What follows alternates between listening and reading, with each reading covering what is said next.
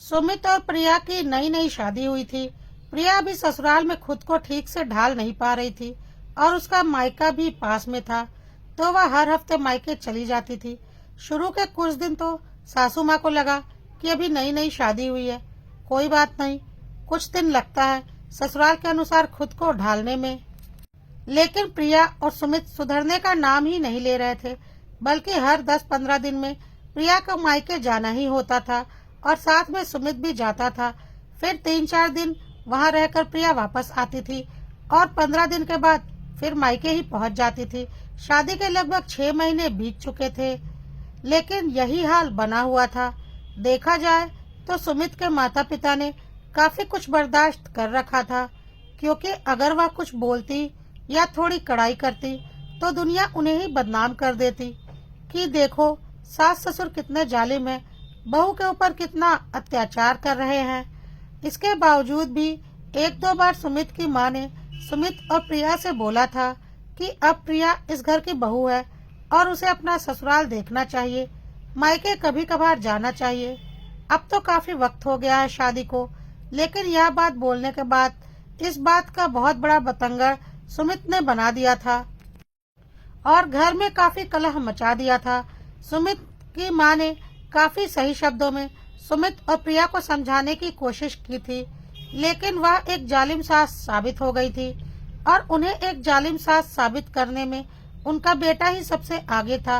उन्होंने सुमित को अलग से भी समझाना चाहा कि देख सुमित, रोज रोज ससुराल जाएगा तो तेरी कोई इज्जत नहीं रह जाएगी। ससुराल में उसी दामाद की इज्जत होती है जो दामाद की तरह मेहमान बनकर कभी कभार ससुराल जाए। लेकिन सुमित तो प्रिया के प्यार में पागल था और प्रिया जब जैसा बोलती थी और जहाँ जाने बोलती थी वह हर वक्त तैयार रहता था। सुमित के पिताजी ने अब सुमित की माँ को साफ शब्दों में मना कर दिया था कि उन दोनों को अपनी जिंदगी जैसे जीनी है जीने दो, तुम बस हम दोनों के बारे में सोचो, वह दोनों मियाँ बीवी अपना देख लेंगे, तुम्हें उनके बीच में कुछ भी बोलने की जरूरत नहीं है। सुमित की माँ ने भी अपने बेटे बहू से इतनी बेइज्जती सहन करने के बाद अब सोच लिया था कि वह इनसे कोई मतलब नहीं रखेंगी। उन्हें जो करना है जैसे करना है करते रहें, वह जाने और उनका काम जाने। वैसे भी वह इस घर का इकलौता बेटा है, थोड़ा मनबड़ तो है ही। कोई बात नहीं, जिसमें खुश रहता है रहे, हमें क्या, 2 रोटी खाना है और ईश्वर भजन गाना है। अब सुमित और प्रिया की और मनमानी हो चुकी थी। इसी तरह से सुमित और प्रिया की शादी को 1 साल बीत चुका था और इस बीच ना जाने कितनी बार सुमित और प्रिया प्रिया के घर जा चुके थे, जिसकी कोई गिनती हो ही नहीं सकती थी।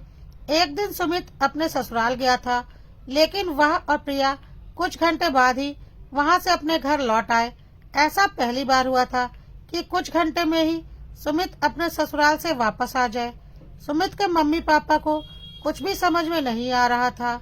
सुमित जैसे ही घर में घुसा, उसका सामना अपनी मम्मी से हुआ। नजरों से नजरें मिलते ही पता नहीं सुमित को क्या हुआ, उसकी आंखों में एकाएक आंसू आ गए और वह अपनी मम्मी के गले लगकर रोने लगा। प्रिया भी अपनी नजरें नीची करके खड़ी थी, किसी को कुछ समझ में नहीं आ रहा था। सुमित के पापा ने बोला, क्या हो गया सुमित बेटा, तू इस तरह से रो क्यों रहा है, हमें बता। परेशान मत हो, हम तेरे साथ हैं और जब हम हैं तो तुझे किस बात की फिक्र। क्या हो गया बेटा, बता। सुमित ने खुद को थोड़ा संभाला और बोला, कुछ नहीं पापा, कहकर वह अपने रूम में चला गया। सुमित की माँ ने प्रिया की ओर देखा तो वह भी बिना कुछ बोले अपने रूम में चली गई। अभी उन लोगों ने सुमित और प्रिया से कोई भी बात न करने की सोची और माहौल को थोड़ा शांत होने दिया। 1-2 दिन के बाद जब सुमित थोड़ा नॉर्मल हो गया तो सुमित के मम्मी पापा सुमित के कमरे में गए और पूछा, बेटा अगर कोई बात है तो तू हमें बता सकता है, हम तेरे माँ बाप हैं, चाहे कुछ भी हो जाए हर कदम पर हम तेरा साथ देंगे। सुमित अपनी मम्मी का हाथ अपने हाथों में लेकर बोलने लगा, मम्मी आप सही कहती थी, मुझसे बहुत बड़ी गलती हो गई। आप बोलती थी ना कि रोज रोज ससुराल जाएगा तो तेरी कोई इज्जत नहीं होगी, बिल्कुल सही बोला था आपने। अब मेरे ससुराल में कोई इज्जत नहीं है। प्रिया को खुश करने के चक्कर में मैं उसे हर 10-15 दिन में उसके मायके लेकर जाता हूँ। उसका यह नतीजा हुआ है कि मेरे ससुराल में मेरी और प्रिया की कोई इज्जत नहीं है। हम दोनों घर की मुर्गी दाल बराबर हो चुके हैं। प्रिया भी चुपचाप खड़ी थी, क्योंकि उसे पता था सुमित कुछ भी गलत नहीं बोल रहा है। सुमित के पापा ने बोला, हुआ क्या है या तो बता। सुमित ने बोला, पापा हम दोनों वहाँ गए थे और अभी बैठे ही थे कि प्रिया की बड़ी दीदी और जीजाजी का फोन आया। उन्होंने बोला कि वह लोग अपनी गाड़ी से बनारस घूमने जा रहे हैं। रास्ते में एक रात के लिए वह आराम करने के लिए अपनी ससुराल आएंगे और कुछ घंटे में वह वहां पहुंचने वाले हैं। फोन आते ही मेरे सास ससुर और साले साली बिल्कुल उत्साहित हो गए और बोलने लगे, अरे बड़े दामाद जी और बेटी आ रहे हैं, जल्दी जल्दी तैयारी करो। पूरे 1 साल के बाद बड़ी बेटी आ रही है। प्रिया की शादी में आई थी और रुक भी नहीं पाई थी। दामाद जी तो समझ लो 4 साल के बाद आएंगे, क्योंकि वह तो प्रिया की शादी में भी नहीं आ पाए थे, क्योंकि उनके चचेरे भाई की भी शादी उसी वक्त थी।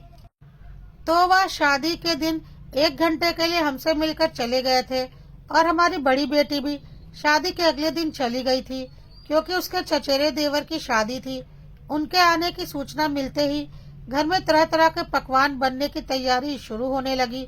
ससुर जी और मेरे साले साहब बाहर बाजार की तरफ निकल गए तरह तरह की मिठाइयाँ और पकवान लाने के लिए।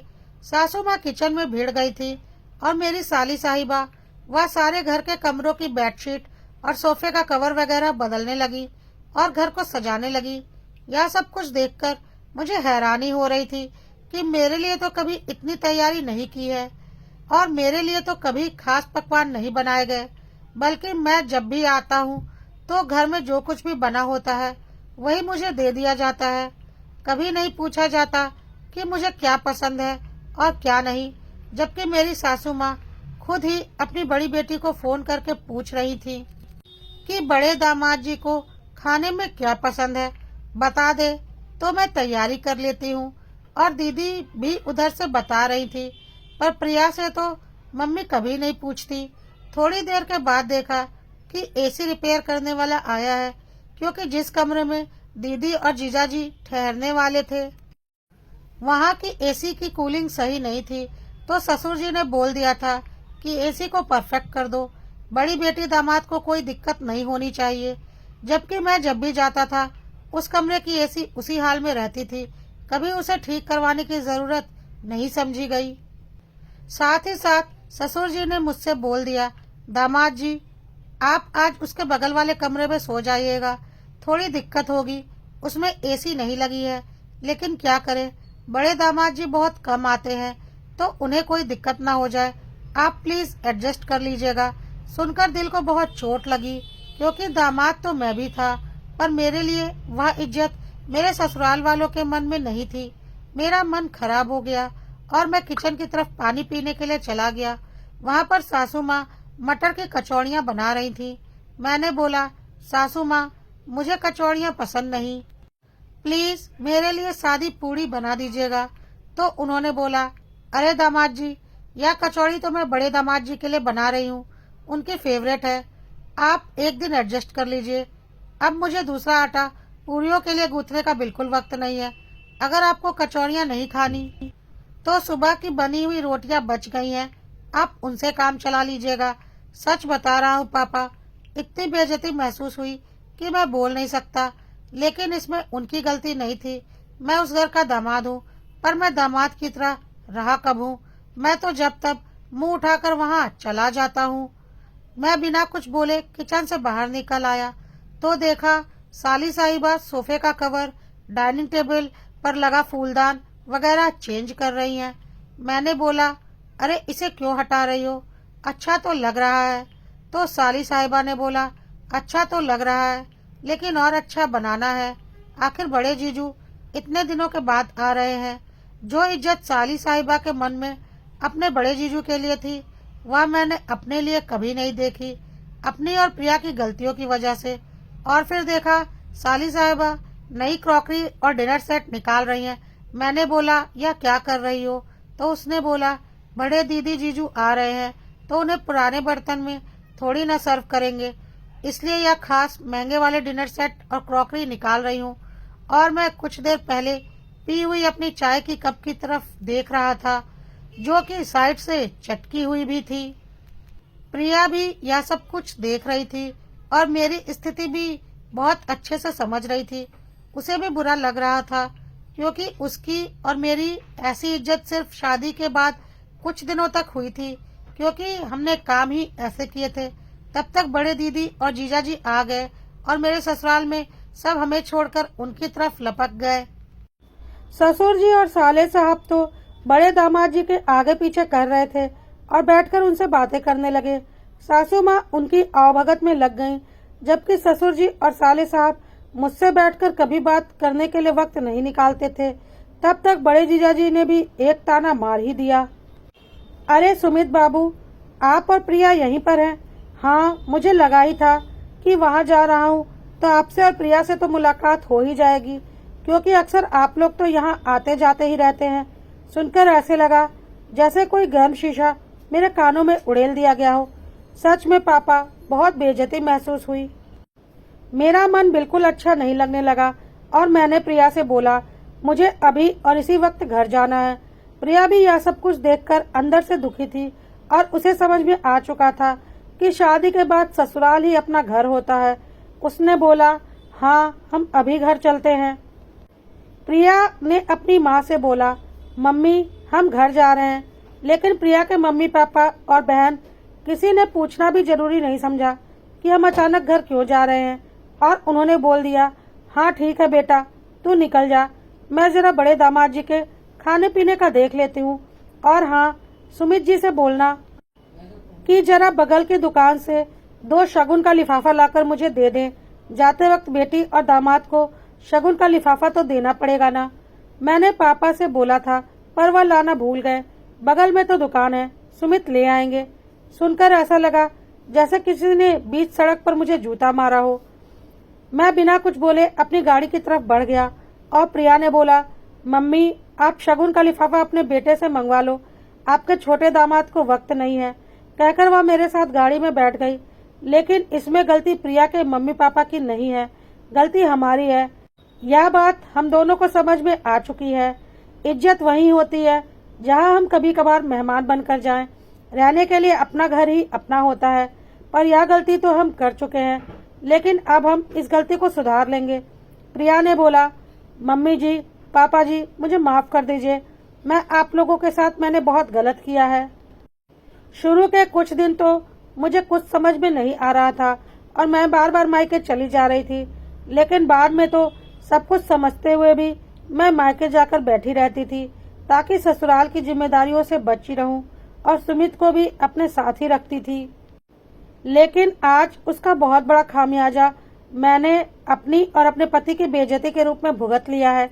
आप लोग सही कहते थे और अब हमें अच्छे से समझ में आ गया है, अपनी इज्जत अपने हाथ में होती है और शादी के बाद मायका पराया हो जाता है और ससुराल अपना घर हो जाता है। अब आप लोगों को शिकायत का कोई मौका हमारी तरफ से नहीं मिलेगा। सुमित के मम्मी पापा ने प्रिया और सुमित को गले से लगा लिया और बोला, हमें तुमसे कोई गिला शिकवा नहीं है, क्योंकि तुम दोनों को वक्त ने तुम्हारी गलतियां दिखा दी और सुधार भी दिया। अब तुम्हें किसी बात के लिए शर्मिंदा होने की कोई जरूरत नहीं है। आराम से अपने घर में रहो। इस घर के इकलौते बेटे और बहू हो तुम दोनों, और हमारे बाद कल को इस घर और इस जायदाद के मालकिन तुम दोनों ही बनोगे। अपने घर में इज्जत के साथ रहो और कभी कभार किसी उत्सव या बुलावे पर मायके मेहमान बनकर जाओ। प्रिया और सुमित को सारी बातें अब समझ में आ चुकी थी। इसी बीच प्रिया की माँ का फोन आया। बेटा, क्या बात है? 1 हफ्ता होने को आया, तू एक बार भी इधर नहीं आई। प्रिया ने बहुत ही साफ शब्दों में अपनी माँ से कहा, माँ, मैं और तुम्हारे दामाद जी खाली थोड़ी ना बैठे हुए हैं कि हर वक्त मायके आती रहूं। इतना बड़ा घर और बिजनेस हम दोनों को ही तो संभालना है। आखिर हम दोनों इकलौते बेटे बहू हैं इस घर के। पापा मम्मी जी की अब उम्र हो रही है, उन्हें आराम की जरूरत है। अब मैं पहले अपना घर देखूं या मायका? हमारे पास बिल्कुल भी वक्त नहीं है। कहकर प्रिया ने फोन रख दिया। और रसोई की तरफ सबके लिए चाय बनाने चली गई।